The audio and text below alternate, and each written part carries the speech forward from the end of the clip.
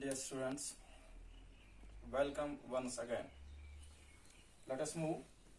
Today's topic is the rules for debit and credit. Rules for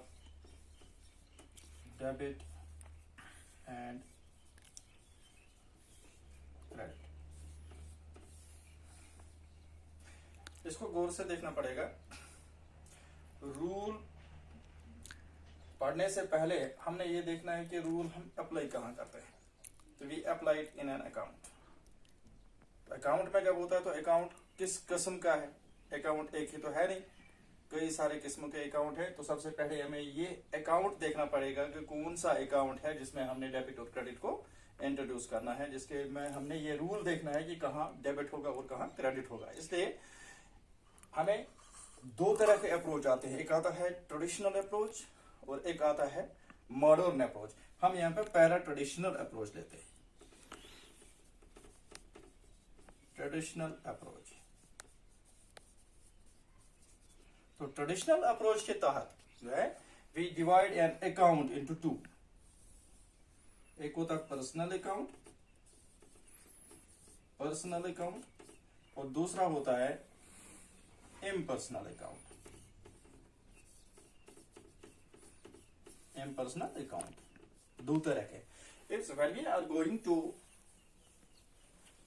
follow the rules of debit and credit, we must know first which account it is, where we are going to apply the rule for debit and credit. तो basically ये जो account होता है इसको हमने देखना पड़ता है कि कौन सा अकाउंट है और किसमें हम ये रूल अप्लाई करते हैं। तो अकाउंट को हमने क्लासिफाई करना पड़ेगा। तो जब हम अकाउंट को क्लासिफाई करते हैं तो दो अप्रोच हमारे पास आते हैं, एक आता है ट्रेडिशनल अप्रोच, एक आता है मॉडर्न अप्रोच। तो ट्रेडिशनल अप्रोच के थ्रू हमको जानना पड़ेगा कि ट्रेडिशनल अप्रोच के थ्रू हम एक अकाउंट को दो हिस्सों में तकसीम करते हैं। एक होता है पर्सनल अकाउंट और एक होता है नॉमिनल अकाउंट। अभी जो पर्सनल एक होता है इम्पर्सनल अकाउंट। तो पर्सनल अकाउंट जो होता है इट कैन बी सब डिवाइडेड। इसको हम सब डिवाइडेड करते हैं इंटू थ्री, तीन हिस्सों में, 1 2 3। एक होता है नेचुरल पर्सन,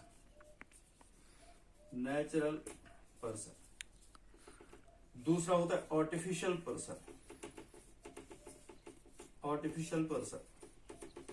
तीसरा होता है रिप्रेजेंटेटिव पर्सन।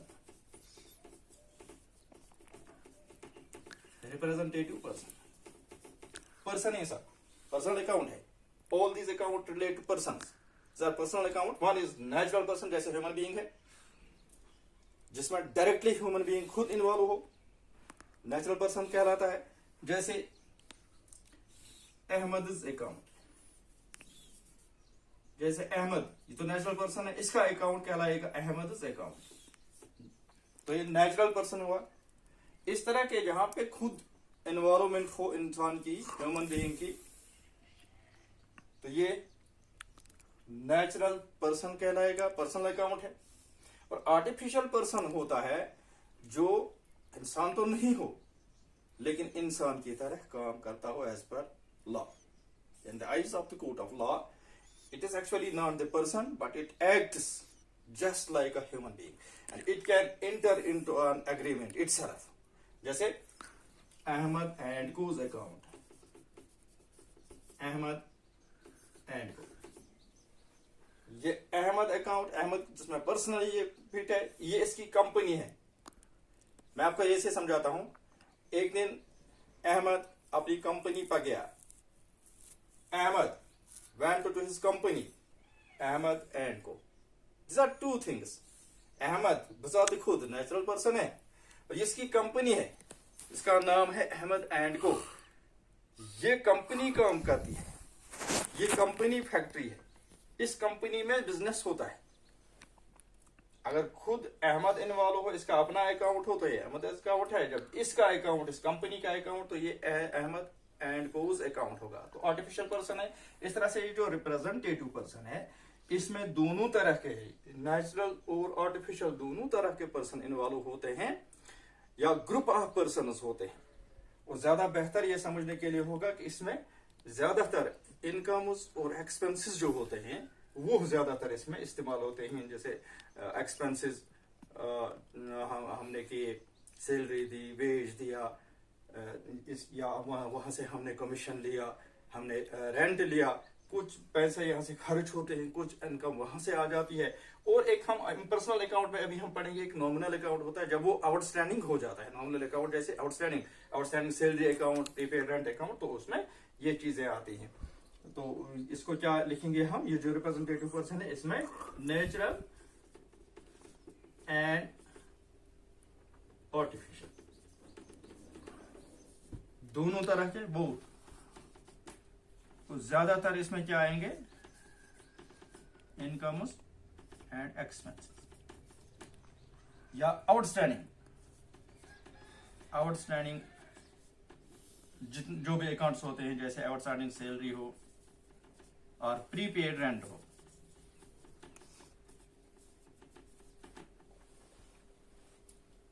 इनके रिलेटेड जितने भी अकाउंट्स होंगे वो रिप्रेजेंटेटिव अकाउंट होंगे। लेकिन कुल्ली तौर ये सारे का सारा मामला जो हमने लिखा है, जो 3 सब डिवीजन हमने किए, एक्चुअली हमने ये पर्सनल अकाउंट के किए।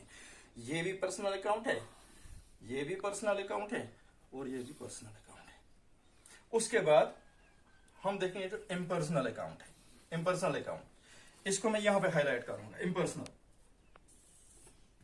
यहां जगह नहीं रही, यहां पे मैं इसको करूंगा इम्पर्सनल अकाउंट। इसको भी हम सब डिवाइड करते हैं 2 हिस्सों में। एक होता है रियल अकाउंट, दूसरा होता है नॉमिनल अकाउंट। बच्चों बहुत आसान सी बात है समझनी। ये जो इम्पर्सनल अकाउंट है, ये पर्सन इसमें इन्वॉल्व नहीं होता है डायरेक्टली, इसलिए इसको इम्पर्सनल कहा गया। इसमें 2 तरह के अकाउंट्स आते हैं, एक आता है रियल अकाउंट, एक आता है नॉमिनल अकाउंट। अब ये रियल अकाउंट जो है इसको हम सब डिवाइड, वो जैसे हमने यहाँ पे पर्सनल अकाउंट को सब डिवाइड किया 3 में, रियल अकाउंट को भी हम 2 में यहाँ पे डिवाइड कर सकते हैं। एक है टेंजेबल और एक है इनटेंजेबल।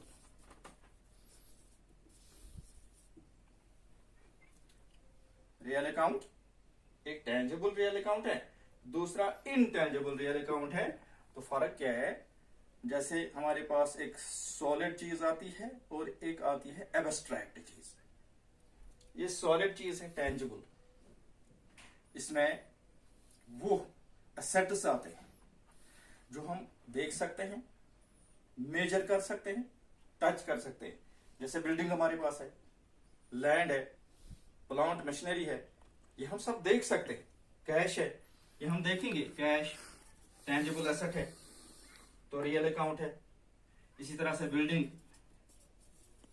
देख सकते हैं, इसको मेजर कर सकते हैं, इसको टच कर सकते हैं, तो ये रियल अकाउंट है। लेकिन टेंजिबल एसेट है, वो टेंजिबल रियल अकाउंट है। इसी तरह से जो इंटेंजिबल होता है, ये होता है एब्स्ट्रैक्ट इन नेचर, होता ही एसेट है, इसको हम फील कर सकते हैं, देख नहीं सकते इसको कभी कभी हम फिक्टिशियस एसेट भी कहते हैं। तो इसमें गुडविल आता है, गुडविल ये एक एसेट है, रियल अकाउंट है, लेकिन गुडविल होता क्या है हमें इसको समझना पड़ेगा, इसको हम देख नहीं सकते। इस तरह से एक चीज आती है कॉपीराइट, इस तरह से एक चीज आती है पेटेंट्स, तो इस तरह से एक और चीज आती है ट्रेडमार्क, आपने सुना होगा। ये सभी एसेट्स होते हैं, ये इम्पर्सनल अकाउंट में आते हैं, लेकिन इनको हम देख नहीं सकते। तो 2 तरह के एसेट्स हमारे पास आ जाते हैं। एक जो ठोस होता है, जिसकी शक्ल सूरत होती है, हम उसको देखते हैं, हम उसको टच करते हैं, हम उसको मेजर करते हैं, उसको टेंजिबल रियल अकाउंट कहते हैं।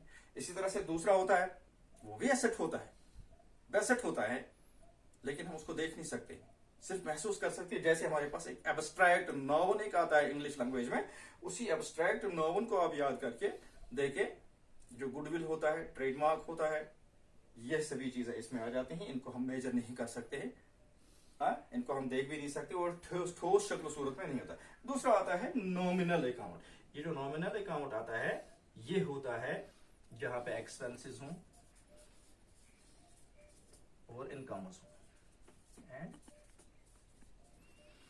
इनके बारे में जो जितने भी अकाउंट हम बनाते हैं, जैसे सैलरी, तो सैलरी एक एक्सपेंस होता है कंपनी का, रेंट एक्सपेंस होता है कंपनी का, कमीशन पेड, लेकिन रेंट रिसीव भी किया जाता है कहीं पे, कमीशन रिसीव भी किया जाता है कहीं पे, इसलिए दोनों इसमें आ जाते हैं, एक्सपेंसेस भी और इनकम्स भी, एक्सपेंसेस भी और रेवेन्यूज भी।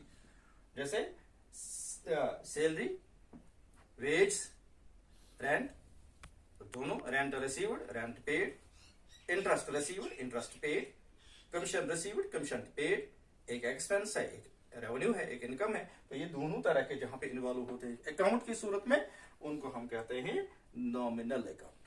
और यही नॉमिनल अकाउंट जब कभी कभी जब ये आउटस्टैंडिंग हो जाता है तो यहाँ ये इसमें ये बन जाता है रिप्रेजेंटेटिव अकाउंट भी, सैलरी आउटस्टैंडिंग है, प्रीपेड रेंट है, इसमें ये वहां पे आ जाता है। तो ये तो हो गया, हमने एक्चुअली पढ़ना है rules for debit and credit, debit और क्रेडिट के लिए रूल क्या होता है। लेकिन ये जो रूल हमने अप्लाई करना है इन अकाउंटों में हमने अप्लाई करना है। इस तरह के कई अकाउंट हमारे पास आते हैं, उन्हीं अकाउंटों में हम जो रूल डेबिट और क्रेडिट का इस्तेमाल करते हैं, यूज करते हैं, उन्हीं अकाउंट्स को हमने पहले समझना ठीक तरह से। जो हम समझ गए, अब हम ये देख सकते हैं आराम से कि रूल्स हम कैसे अप्लाई करेंगे।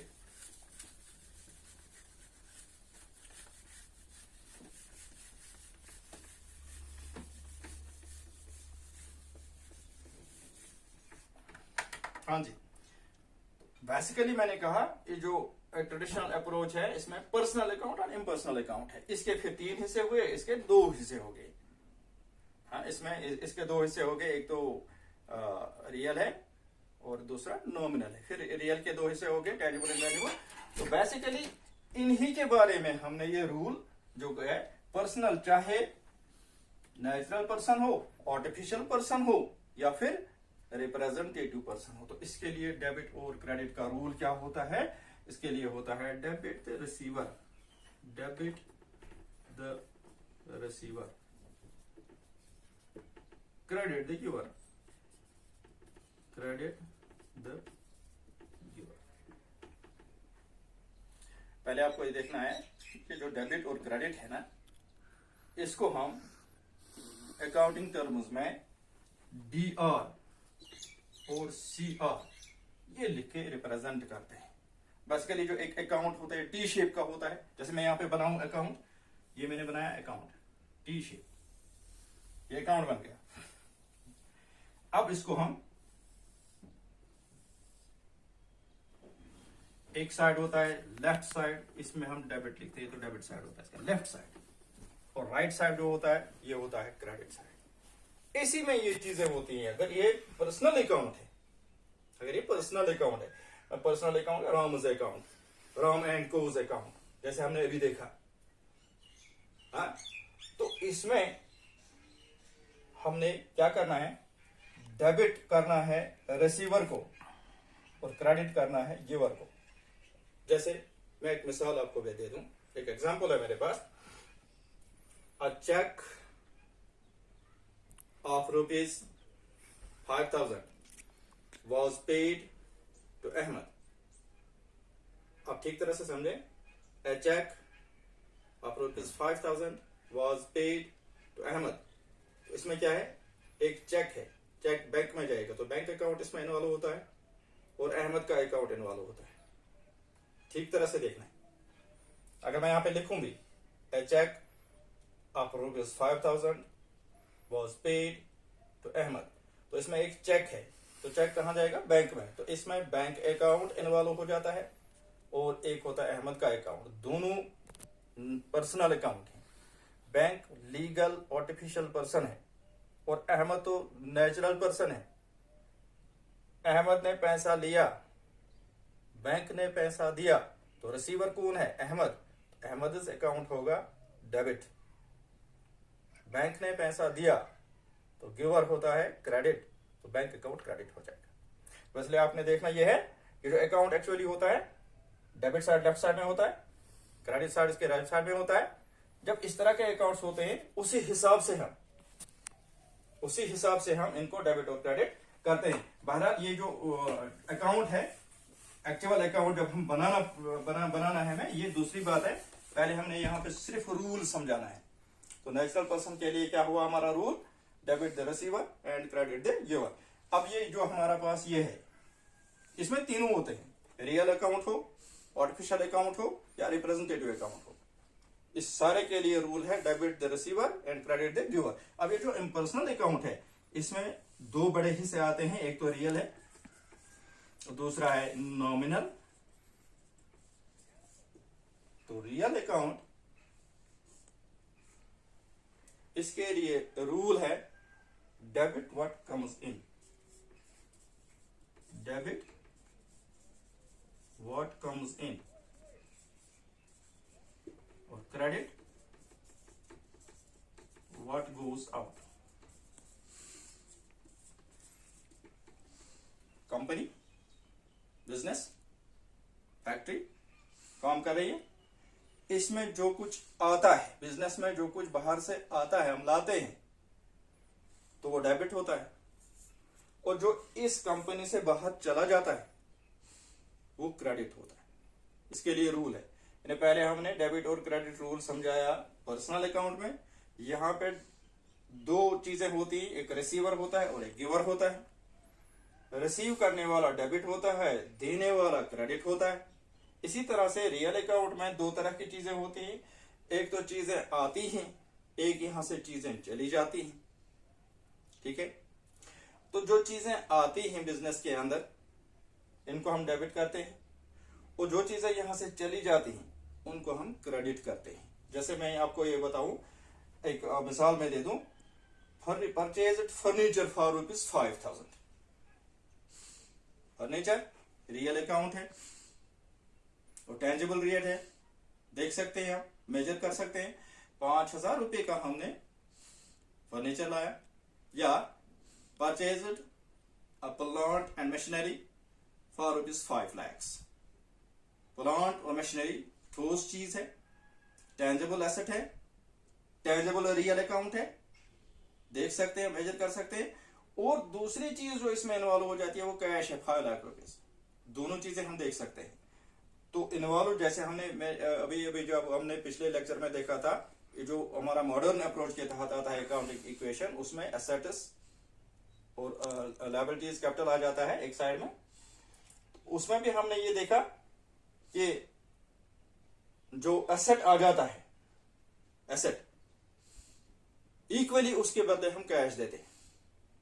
तो इसमें का मतलब एक गोल्डन रूल एक और भी आ जाता है डेबिट में। एक गोल्डन रूल आ जाता है कि each and every debit has its equal and opposite credit. जैसे Newton's third law of motion में आ जाता है, उसी के हिसाब से आप इसको भी कह रहे हैं, each debit is having its equal credit.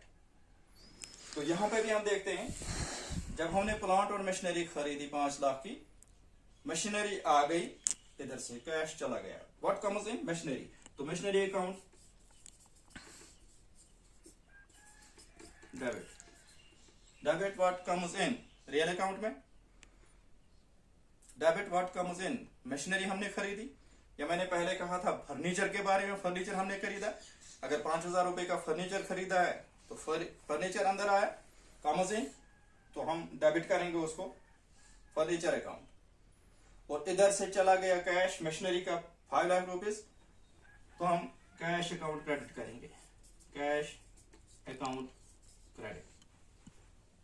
इस तरह से फर्नीचर के मामले में फर्नीचर अकाउंट डेबिट, 5,000 रुपए का कैश हमने बदले में दे दिया तो कैश अकाउंट क्रेडिट हो जाए। ठीक है, this was the rule for. अब नॉमिनल अकाउंट जो हमारा है, एम पर्सनल का दूसरा नॉमिनल अकाउंट, इसमें मैंने अभी कहा आपको एक्सपेंसेस और इनकम उसके रिलेटेड हो जाता है, या कभी आउटस्टैंडिंग हो जाता है, सैलरी आउटस्टैंडिंग है, प्रीपेड रेंट है वगैरह, इसके द्वारा। तो इसमें जितने भी हमें लगे इनकम्स आते हैं, रेवेन्यूज आते हैं या एक्सपेंसेस हो जाते हैं, उनके लिए जितने भी अकाउंट्स हम बनाए, उन अकाउंट्स के लिए क्या रूल है, डेबिट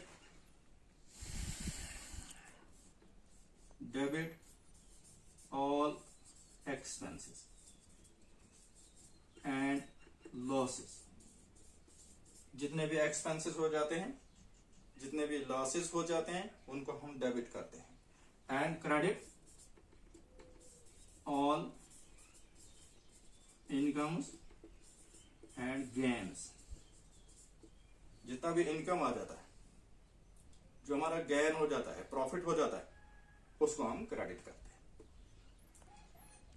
आप समझ गए होंगे, नॉमिनल अकाउंट है, related expenses, losses, gains, incomes. इनके बारे में जब हम अकाउंट बनाते हैं, टी शेप अकाउंट में, जब मैंने अभी आपको दिखा दिया, टी शेप अकाउंट में जब ये आ जाते हैं तो डेबिट साइड में एक्सपेंसेस और लॉसेस जाएंगे और क्रेडिट साइड में इसके इनकम्स और गेन्स चले जाएंगे। तो जैसे हम ये कहेंगे वेज पेड, ये एक एक्सपेंस है कंपनी के लिए, वेज पेड एक्सपेंस अप हो गया इसका। Salary paid, commission paid, interest paid, तो ये सब पेमेंट्स हो जाते हैं, जेब से पैसा चला जाता है, एक तरह का लॉस हो जाता है, एक्सपेंस हो जाता है, इनको हम डेबिट करेंगे। और वहां से जो आता है, इसी सूरत में इन्हीं एक्सपेंसेस और इसमें एक ही टर्म होती है, इसमें रिसीव्ड और पेड होगा। जैसे salary paid, salary received, commission paid, commission received, interest allowed या इंटरेस्ट पेड, इंटरेस्ट रिसीव्ड। जितने भी इस किस्म के अकाउंट्स आते हैं इसमें आ जाते हैं, तो वो हो जाते हैं paid debit side, received credit side. Paid expense बन गया, रिसीव्ड इनकम बन गया। तो नॉमिनल अकाउंट के लिए ये रूल है, debit all expenses and losses, credit all incomes and gains. Okay, this was the rule for debit and credit. Carefully इस चीज को आपने देखना है। सबसे पहले जो अकाउंटिंग या जो एंट्री आपके पास आती है, ट्रांजैक्शन आपके पास आती है, उस ट्रांजैक्शन को आपने गौर से पढ़ना है और फिर उसको दो हिस्सों में बांटना है। उसको डेबिट और क्रेडिट में आपने बांटना है।